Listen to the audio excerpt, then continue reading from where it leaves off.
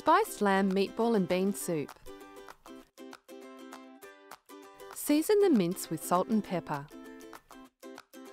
Use your hands to combine, then roll into balls.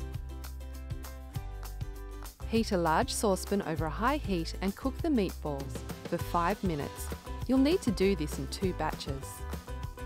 Once all the meatballs are browned, return all of them to the pan.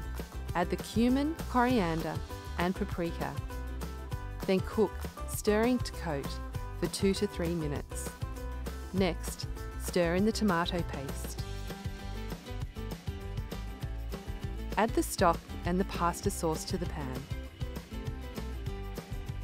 Then add half a cup of water to the empty jar, seal it and shake to combine. Add this to the meatball mixture. Stir in the beans, then simmer for 10 minutes or until the meatballs are tender. Stir in the kale. Season and sprinkle with parsley.